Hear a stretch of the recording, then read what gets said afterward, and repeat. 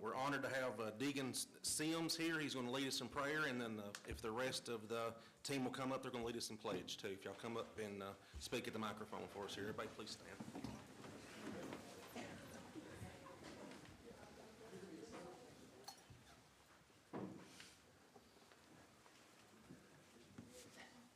Yes, sir, right here.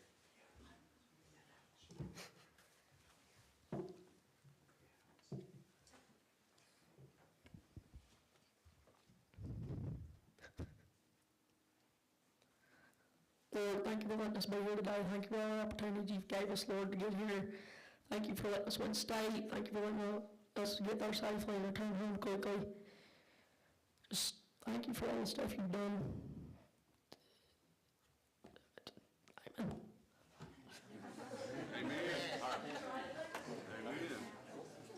Deacon, you going to lead us in, let's start the pledge for us?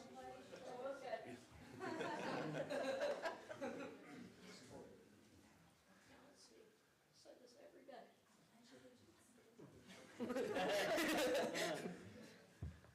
I pledge allegiance to the flag of the United States of America and to the republic for which it stands, one nation, under God, indivisible, with liberty and justice for all.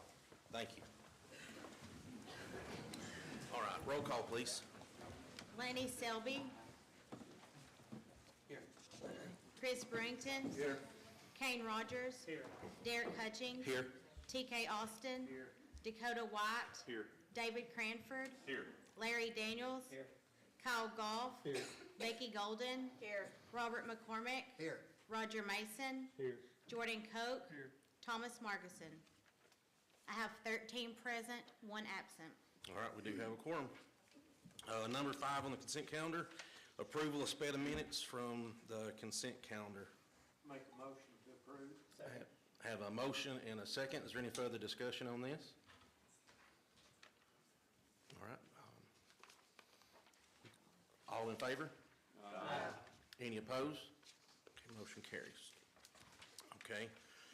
Number 6, we have a resolution from the Budget Committee. I'll ask the chairman to stand up and give us an explanation of the 5 resolutions that we have, and then I will separate each one of those out for a vote, please. Thank you, Mr. Chairman. We have 5 resolutions coming from the Budget Committee. First, 1803-2025. This is concerning the General Purpose School Fund. This is appropriating funds to be received for third-party billing for school nursing services in the amount of $6,000. Next is 1903-2025. This is regarding general fund. This is recognizing funds from the Essential Equipment Purchases Grant. This would be for the EMS department for equipment in the amount of $122,949. Next, we have Resolution 2003-2025, also regarding general fund. This is adding a full-time building codes inspector in the amount of $28,000. That's partially $28,000 for the remainder of the fiscal year. And 2103-2025, also regarding general fund.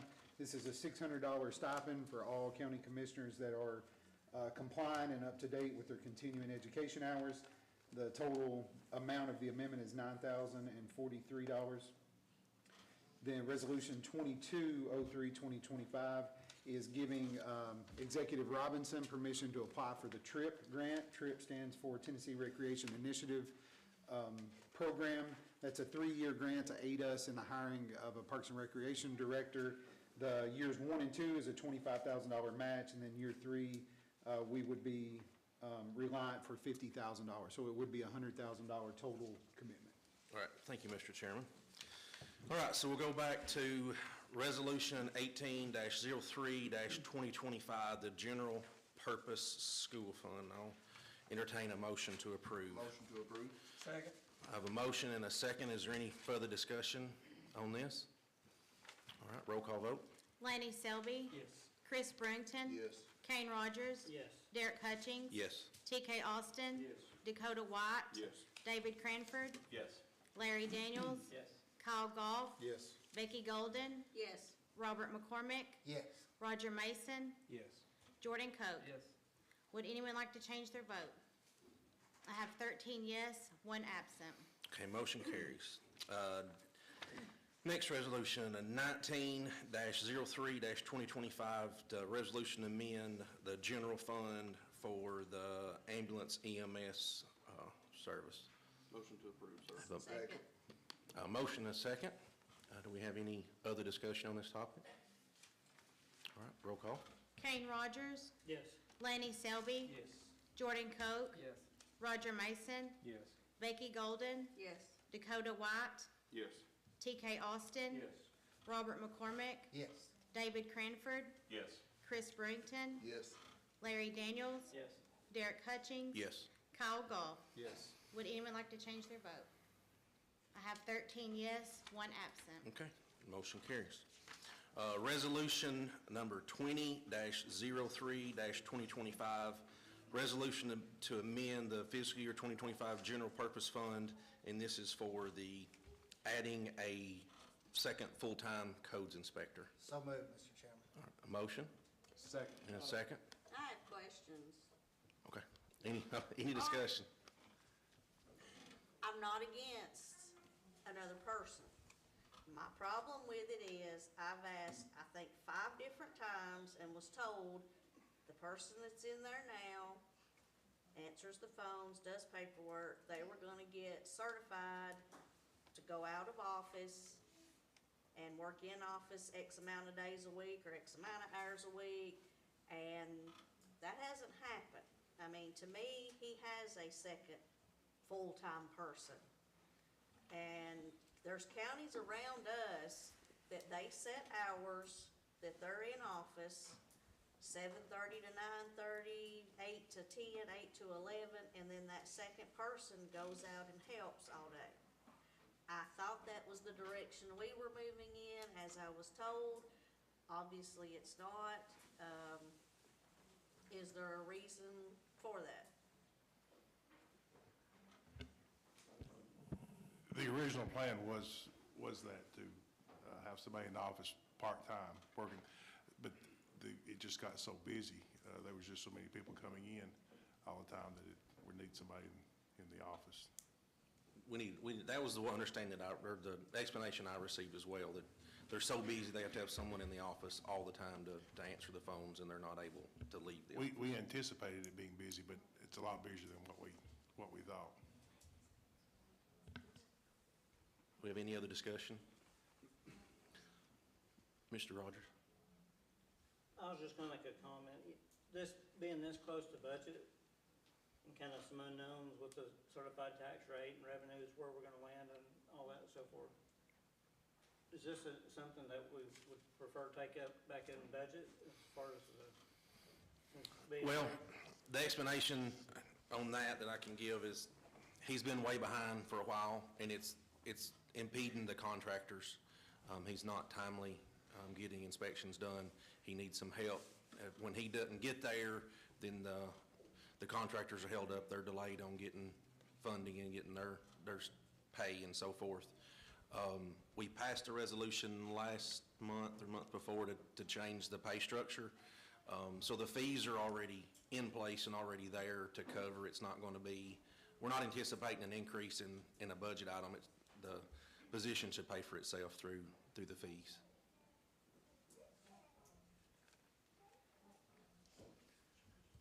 Any other discussion? Roll call. Kyle Goff, No.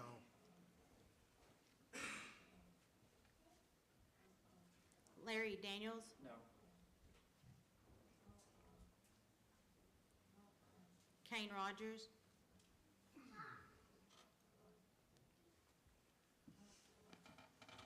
Yes. Chris Brington, No. Lanny Selby, Yes. Dakota White, Yes. Robert McCormick, Yes. Becky Golden, No. Derek Hutchings, Yes. Jordan Coke, Yes. Roger Mason, Yes. TK Austin, Yes. David Cranford. Yes. Would anyone like to change their vote? I have 9 yes, 4 no, 1 absent. All right, motion carries. Resolution 21-03-2025, provide education incentive pay to the county legislative body members. Entertain a motion.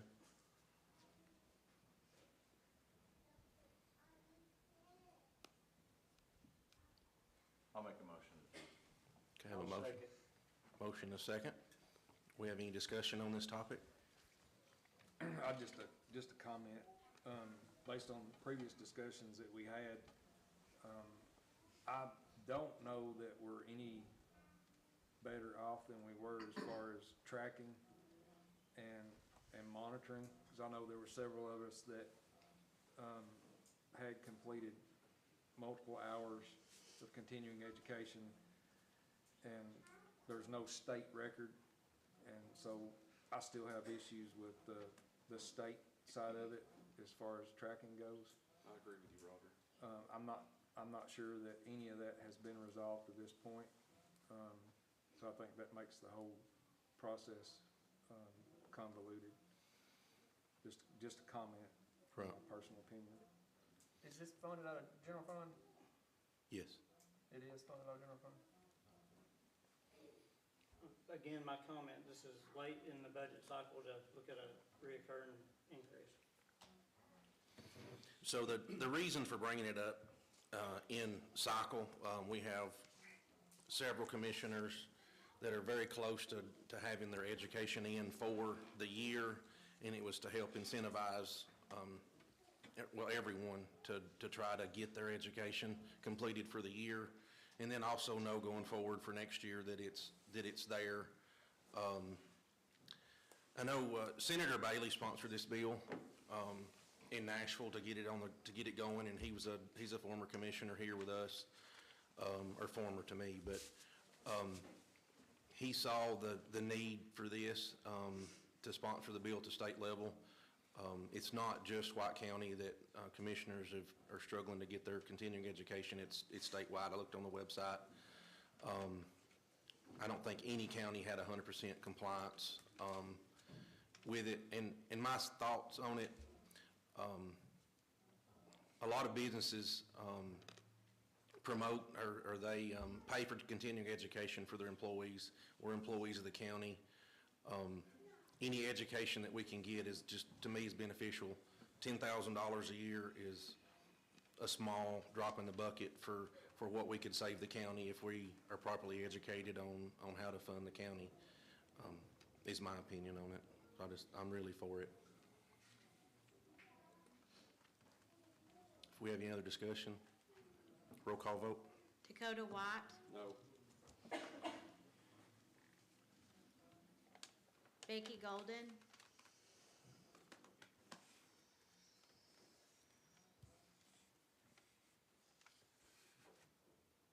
Abstain.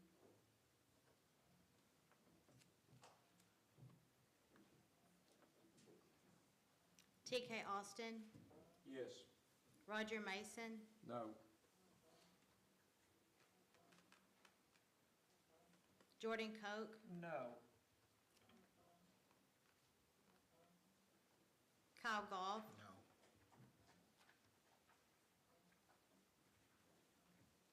Robert McCormick, No. Larry Daniels, No.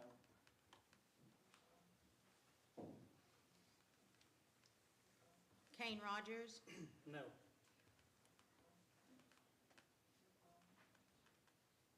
David Cranford, Yes. Chris Brington, No.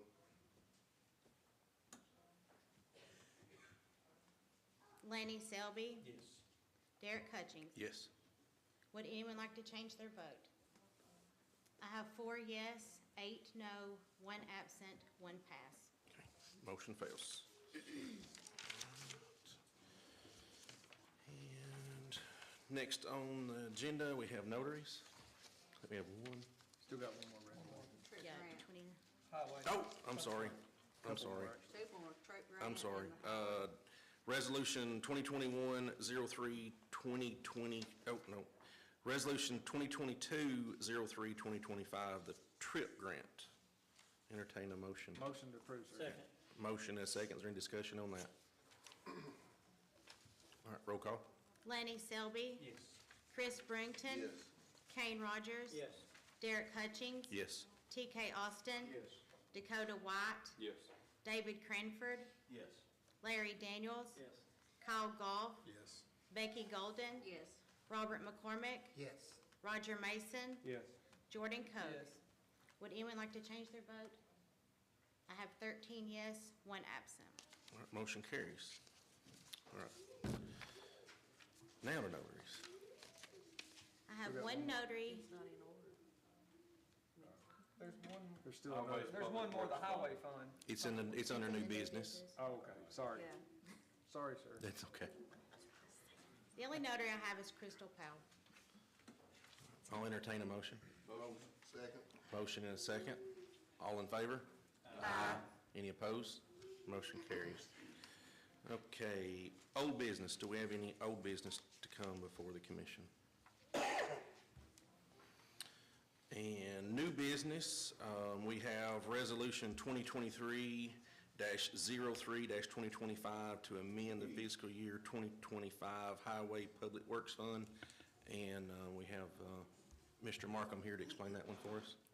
Thank you, Mr. Chairman. So this resolution come about just for necessity as far as speed and getting it through the process. It's appropriating $40,000 from the Highway Public Works Fund to purchase 2 pieces of equipment that we're needing to get in process and get here so we can get some things done this summer. We intended on doing that in the next budget cycle, but some things aligned, and so this is coming out of the Highway Public Works Fund budget. It doesn't have any effect on Nathan Bedford, and Mr. Sawyer's here if you have any further questions. Motion to approve, sir. Second. Motion and a second. We have any further discussion on the topic? All right, roll call. Kane Rogers. Yes. Lenny Selby. Yes. Jordan Coe. Yes. Roger Mason. Yes. Becky Golden. Yes. Dakota White. Yes. TK Austin. Yes. Robert McCormick. Yes. David Cranford. Yes. Chris Brington. Larry Daniels. Yes. Derek Hutchings. Yes. Kyle Goff. Yes. Would anyone like to change their vote? I have 13 yes, 1 absent. Thank you. All right, motion carries. All right. Now, number 10, recognition from the audience members. First, we're going to have Central View Fire Chief Matt McBride to come up and speak to us, and then after that, I'll recognize any other members that would like to come and speak. You get 3 minutes, sir. Please don't go past that. It might take me just a minute or two longer than that. So, first of all, thank you all for having me. As most of you know, sitting on the full court, my name is Matt McBride. I'm the Emergency Management Coordinator and Fire Coordinator here in White County. I also volunteer as the Fire Chief for Central View Volunteer Fire Department, and I'm here today to speak to everyone about the Back the Blue Act. Miss Jade Callister, first of all, apologizes for not being able to be in attendance. She had a trip planned before the incident that I will talk to you all about, and she could not make it. She lands coming back from Utah this afternoon at 9 o'clock. So I told her that I would speak for her, and then Thursday we're going to the City Council to ask for support and sponsorship from them to get this to Senator Bailey and State Representative Sherrill. So her letter to Senator Bailey of 15th District was, "Good afternoon," and this goes through the incident. My name, and yeah, it was in some of your packages, but for the public, my name is Jade Callister. I'm a Lieutenant AMT with the Central View Volunteer Fire Department and a firefighter AMT with the Crossville City Fire Department. I've been in emergency services for approximately 5 years, starting my career working on an ambulance in rural northern Utah, and find myself in Crossville, Tennessee, working as a career firefighter 4 years later. I am blessed to be working with exceptional departments alongside men and women who serve the community to a highest regard and each other. A family knit together by the will to serve through the good, the bad, and the ugly. Although the will to serve to bring us to the field we do, we are required to attend many hours, weeks, and years to become full-fledged firefighters and medical professionals. It is a career of constant growth and responsibility. Numerous moments spent away from family, missing birthdays, holidays, watching children grow through a phone screen, amongst many other sacrifices. We take on the suffering of those less fortunate. We comfort the ones left behind who don't get the chance. However heavy, the weight graciously bearing by the grace of God, a path we are entrusted to walk. A few weeks before this letter, I was assaulted while on a medical call at a private residence. While rendering aid, a patient became combative and hostile, leading me to intentionally being struck in the face and consequently falling to the ground. With the assistance of my partner, we were then able to exit the residence and law enforcement was notified. Although medically cleared, the situation is proven to have a lasting impact. Every day, the brothers and sisters who I'm served with are the risk of the same incident are occurring. Likewise, the brothers and sisters I don't know who are equally at risk responding to any given house on any given day or environment. Although change does not guarantee safety, it does have the ability to ensure accountability. It is time for an issue at hand to be addressed. Action is taken to protect those who give their life to the ones you love and the strangers. I'm writing you today to address House Bill 1881-Senate Bill 2062, Back the Blue Act. In reference to this legislation, it is stated that the penalty for assault against a law enforcement officer increased to a Class E felony, with a mandatory minimum 60-day sentence and a $10,000 fine. However, the penalty for assault of a first responder still remains a Class A misdemeanor, with a mandatory minimum sentence of 30-day incarceration and a mandatory fine of $5,000. Although the sentence is not always guaranteed, the suspect in question pled to a lesser charge, not required to serve the above sentence, left with the ability to reoffend and cause further harm to first responders. There are gaps in our justice system and areas to improve, specifically in the issue I write to address, in turn requiring the same penalty as there is for assault against a first responder, no matter the capacity they serve, instead of being considered an area of improvement or gap, becoming a bridge to accountability. I have petitioned for the Back to Blue Act to be amended to include the penalty to a Class E felony with a mandatory minimum of 60-day sentence and a $10,000 fine to include all first responder and law enforcement officers. First responders across the nation during dinner, in the middle of the night, coming on shifts, off shifts, respond to numerous situations in uncertain environments. The death of a child, a grandmother who slipped out of her chair, or fully involved structure fire with a loved one still inside. Any emergencies are on the table, and it is a responsibility to act swiftly and correctly on the shoulders of those who choose to serve. Our choice molded into an obligation through a passion for the job and will to help those less fortunate. Although knowing the expectations of the career we choose, supporting our safety ensures that we are better equipped to serve. With enough factors to navigate, justice for being assaulted by those who serve should not be in a question. As stated above, raising the penalty to improve responder resiliency, assurance, and accountability. Senator Bailey, first responders don't ask for a guarantee of safety. Inherently, the path we choose to follow, both volunteer and career, is full of risk. What I am asking on your behalf of first responders and public servants is that there is accountability when violence is intentionally and purposefully inflicted upon us. Something we shouldn't be victims of, but unfortunately the issue is becoming more common. Although it is a necessity for law enforcement to carry both lethal and non-lethal means of protection, first responders who do not fall into that category do not get the same protection. We are left with evacuation as the only option when an environment becomes unsafe or hostile, which is not always possible. Thus, highlighting the demand for legislation protection in regards to amending the Back the Blue Act as stated above. When the job weighs heavily between the joy and the pride of the calling we choose, least of all we should be concerned with is the justice system prevailing when we need it the most. I am aware that the change often requires support, and I'll be sending this copy of this petition to 25th House District Speaker Cameron Sexton. Additional support provided from Councilor Mark Fox from Crossville City Fire Chief Chris South includes petitioning Crossville City Council. Central View Volunteer Fire Department Chief, White County EMA Director Matt McBride also petitioned the White County Commission as part of council. Thank you for your time to read this petition. With your support, Senator Bailey and the numerous signatures below. We cultivate a culture of accountability, retention of first responders, and prevention of incidents occur that may have dire-long consequences. Amending the Back the Blue Act will provide a sense of safety to our responders, which is in question most days. We all share the ultimate goal of returning home safely to be fit to serve again the next day. Thank you, Firefighter Jade McAllister, Firefighter AMT, Crossville Fire Department. So with that letter, some keynotes there is, as it says in that letter, assaulting law enforcement is a Class C felony with a minimum of 60-day sentence and a $10,000 fine. And as towards a first responder, it's a Class A misdemeanor with a $5,000 fine and a 30-day sentence. Issues currently can plea down, just like she stated in her letter. That's what happened. Highest penalty does not even cover first responders, and we have no other means of protection as it stated in there. The purpose, petitioning for amending the Back the Blue Act to include maximum penalty for assaulting law enforcement and first responders. The goal of this is to hold whoever does wrong to us out in the field or on our job on purpose for accountability and retention. It is very hard when, as a nation, 70+% of the nation's fire service and rescue service is volunteers in the nation, and that trend also goes through the state of Tennessee. The last thing we want is them to be worried about being struck and then not being able, or the charges be able to let down so somebody can return and do it again. Some additional action being taken. Crossville City Council has petitioned, city attorney drafted a bill to propose to Speaker Sexton and Senator Bailey the amendment. Petitions are being signed.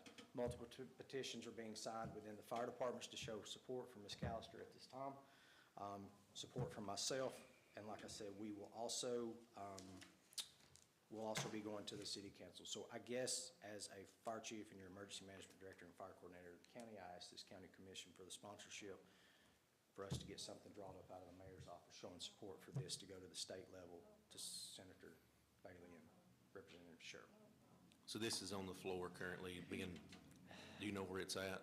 I do not know right now. There has been some adjustments, as me and Commissioner Selby have been looking, there has been some adjustments to some other bills that are tied to, I guess you would say harmful issues towards first responders or police or law enforcement, but we've not been able to find that this one, so it may be an issue where this actually has to wait until next year, but we're trying to get this process started with the support, and it's really taken off. I mean, I know in the Crossville meeting, that meeting was live and a lot of news places picked it up, and just, you know, just to give you just to give you a little bit of what happened there is once she was struck, as in her letter, once she was addled, she went to one knee, she was struck right in the face, right here, and it did drop her to one knee, and once she got, I guess you would say, became unaddled and got up, her partner had pushed him away, and they basically ran out of the structure. That's really our only option. State law does not let us carry fire alarms or any other means of protection. So a lot of times we do get to stage for law enforcement, but when it comes in as a general medical call, and there's some people that's sitting on this commission right now can tell you, you just respond and then things do happen. We've all been hit, kicked on medical calls, diabetic emergencies. Me and Commissioner Cranford have talked about it just earlier. That stuff's normal, but when it's a deliberate hit or violence to a first responder, that's what this pertains to.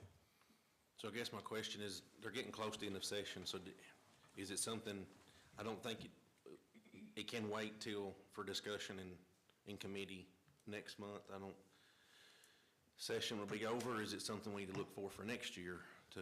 I think if we get it to them, I think I think that we could make amendments to it, and I think there'll be more discussion, and I think you'll see this pop up in other issues. So even if it waits till next year, I think it would be appropriate to go ahead and get the support for it as soon as we could. Okay. Just my opinion. I've got to get used to this, I'm sorry. If you're wanting anything done this year, time would be of the essence, because they are trying to get out of there in April. She wanted to be here, but she didn't want to wait till April's meeting because we did know that time is of an essence. Okay. So I would, So what do we need, just to write a resolution for this? I think it has to come out of a resolution, correct, Mayor? You're wanting a written confirmation that the White County Commission are supporting this amendments to the. Correct. A resolution would be nice. I don't have one written for that. I think it would be acceptable for just do a voice vote of y'all be in favor of this, and then I can write a letter and include a copy of the minutes showing that there was a vote taken for your wanting to support this. I'd like to make a motion that we progress on this and write a letter in support of White County Commission. I'll second it. have a motion and a second. Do we have any further discussion on it? Is county attorney reviewed good with us taking action on that? Oh, well, this is my first impression, but I cannot see, if you all vote to support this, I don't see any problem, no legal problems. But basically, the letter is addressed to, that letter that you read us is addressed to Senator Bailey. The letter is, and what I stated to her is, I told her, I said, you know, Ms. Callister, listen, although it does need to go to Senator Bailey and it does need to go to Representative Sherrill, I think that it would be great if you got some support from one, your home city that you work in, one, your hometown that you live in, that you volunteer in for the fire service. I think if we can have more support behind something, as we all know that when it gets to that point, it stands, I guess you would say, stands a better chance. It has more rapport to it. And that's why it was my recommendation to get her to come to the county commission. And after speaking to the city council, they said it wouldn't be no problem, just come with your representative, and they'll support it too.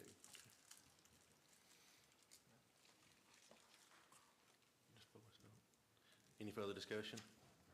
All right, all in favor? Aye. Any opposed? All right, carries. Thank you all. Thank Y'all you, have Mr. any McBride. questions for me? Okay, thank you all. All right, would anyone else from the audience like to address us? They can come up and have 3 minutes to address us. Okay, seeing none. Next, I would like to recognize the White County Middle School 3D archery team. So we have Coach Brian Steele, Coach Natalie Steele, and Coach Joe Cannon with us, along with the state champions. We have Luke Benson, Sammy Benson, Cannon Dildine, Drake Goodwin, J.C. Goodwin, Addison Henry, Kayla Moore, Eli Rice, Laney Roberts, Silas Rust, Gavin Rutherford, Deegan Sims, and Caden Young. And I'll note that Caden was 5th place male in the male division for the whole state too, out of, I think I was told maybe 200 students, I think maybe I was told. Okay. All right. If you guys would like to come up, the county executive has some proclamations, and he'll read one of those off. They're all the same for each of the students.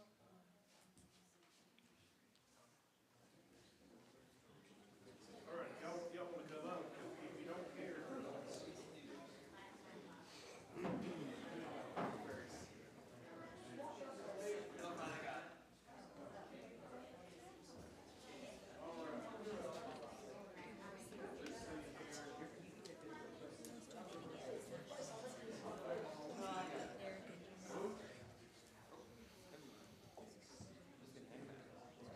Are you gonna hand them out for me? No, No, you can hand them out. no, I got it. Yeah, how can you have all, when you get your proclamation, come up here.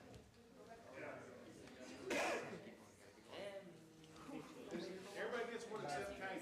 Because I'm gonna read Kate, so. Kate, you're special. Yeah, I'm gonna read yours and then I'll hand it. Guys, don't be shy, move on around.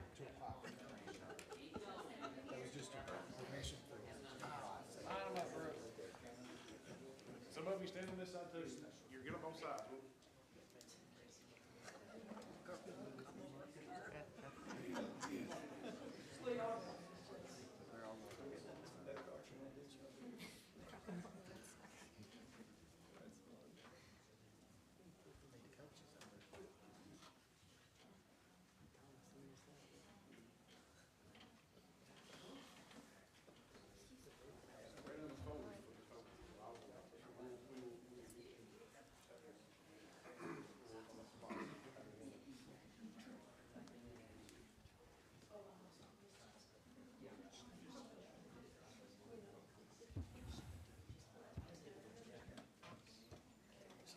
Let me set this over here. I was trying to get where we could hear.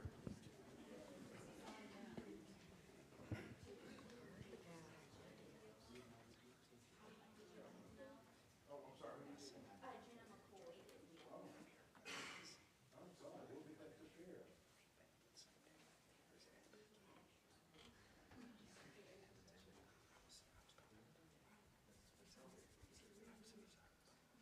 All right, so sorry.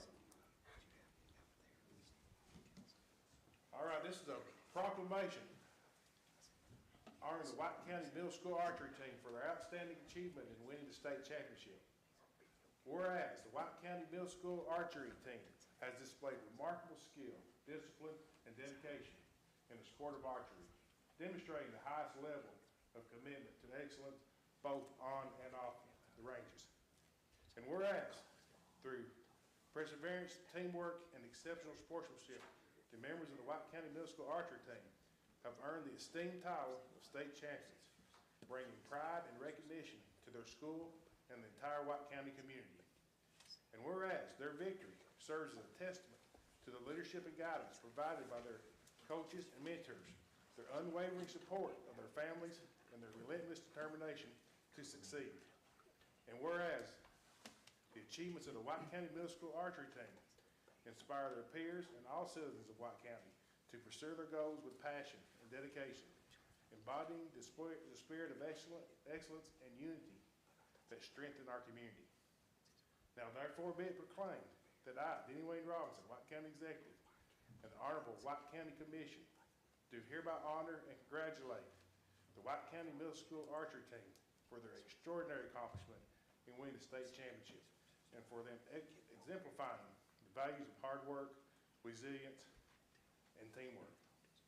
And be it further proclaimed that March 17th, 2025 will be recognized as White County Middle School Archery Team Day in celebration of their outstanding achievement with heartfelt gratitude and admiration from all the citizens of White County.